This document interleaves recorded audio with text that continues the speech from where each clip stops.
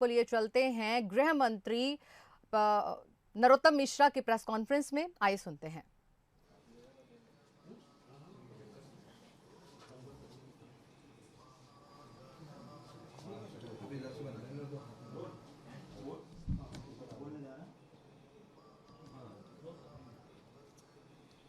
PEB द्वारा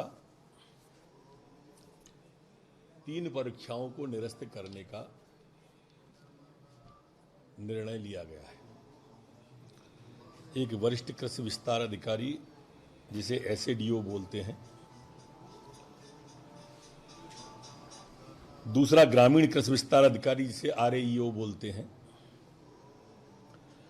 और तीसरा हमारे यहां पर जो नर्सिंग की भर्ती का परीक्षा थी, ये 3 परीक्षाओं को निरस्त करने का तय किया है। अब यहां प्रश्न उद्भूत होता है, क्यों? यहां ये मैं कहना प्रासंगिक समझता हूं कि प्रश्न पत्र लीक होने की शिकायत आई है। जैसे आपने बोर्ड के कभी एग्जाम का लीक सुना होगा, मिडिल के सुना होगा, ऐसे एक प्रश्न पत्र लीक हुआ जिसका न तो परीक्षा का परिणाम आया है, न कोई नौकरी पे लगा है, न किसी की भर्ती हुई है, न किसी ने लाभ लिया है।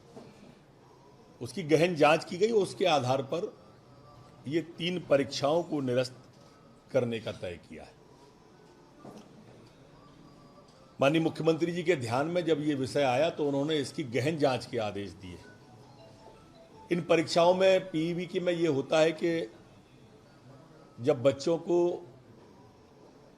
परीक्षा के बाद में 7 दिन का अवसर जो दिया गया था, उसमें कुछ बच्चों ने शिकायत की थी। मुख्यमंत्री जी के ध्यान में जब विषय आए तो माननीय मुख्यमंत्री जी ने इसके गहन जांच के आदेश दिए।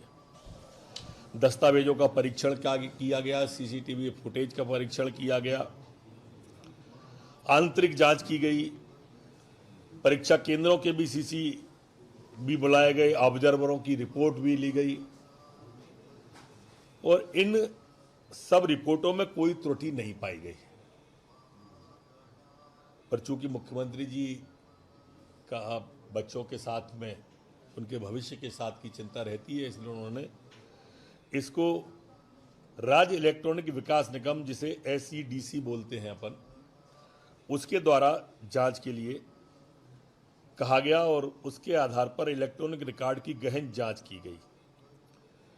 एसईडीसी द्वारा परीक्षा में लॉग, लाखों की संख्या में जो होते हैं लॉग, उनकी जांच की गई और उसमें यह पाया गया कि एक लॉग में जो 10 फरवरी को एक प्रश्न पत्र लीक हुआ है, हैक हुआ है, जो 11 तारीख को परीक्षा होने वाली थी,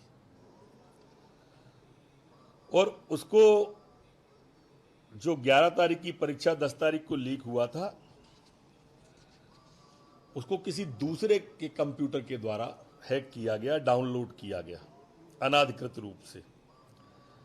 ऑनलाइन सिस्टम को जब हैक किया गया तो प्रश्न पत्र अनाधिकृत व्यक्ति के हाथ में चला गया और इससे परीक्षा की शुचिता प्रभावित होना सिद्ध हुआ, और इसलिए ये परीक्षा जो कृषि विभाग की थी, एसएडीओ वाली, इसको निरस्त कर दिया गया।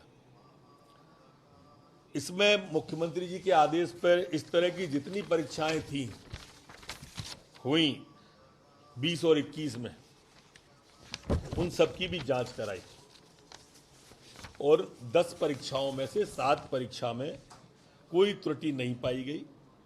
वो 7 परीक्षा जो स्टाफ नर्स की थी और एसएडीओ की थी, इसमें जबकि इनकी कोई शिकायत प्राप्त नहीं हुई थी स्टाफ नर्स वगैरह की, लेकिन मुख्यमंत्री जी ने स्वयं संज्ञान लेते हुए इन सब की जांच कराई बिना शिकायत के भी। ये जो परीक्षा कराती है ऑनलाइन परीक्षाएं, वो बहुत मशहूर कंपनी है, NSEIT प्राइवेट लिमिटेड है, LET, इसके द्वारा ये परीक्षा ली जाती थी। ये कंपनी नेशनल स्टॉक एक्सचेंज का भी सहयोगी कंपनी है और बाकी के भी हिंदुस्तान के जो प्रतिष्ठित प्रतिष्ठान हैं उन सब की भी जांच करती है। रेलवे भर्ती बोर्ड का और तमाम जो महत्वपूर्ण परीक्षाएं हैं, चेन्नई की इलेक्ट्रॉनिक कॉरपोरेशन की,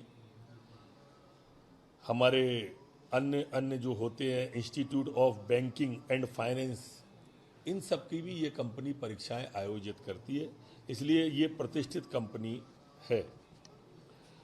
ऑनलाइन परीक्षाओं में मैं यहाँ यह भी ध्यान दिलाना चाहूँगा कि पेपर लीक की शिकायतें या सिस्टम हैक होने की शिकायतें पहले भी आती रही हैं। सेना के अंदर जैसे भर्ती होती थी तो सेना के अंदर भी 2021 में इस तरह की हैकिंग की शिकायत आई थी।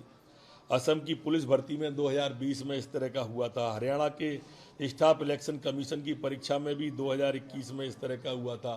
कर्नाटक के पब्लिक सर्विस कमीशन में भी इस तरह का हुआ था। राजस्थान के सिलेक्शन बोर्ड में भी इस तरह की हुआ और परीक्षा निरस्त कर दी गई। अब इसमें गहन जांच के बाद में कोई भी विभाग, मतलब जो हमारा है पीईबी, इसके किसी कर्मचारी या अधिकारी की संलिप्तता नहीं पाई गई है। फिर भी इसकी जांच को अब साइबर पुलिस को दिया जा रहा है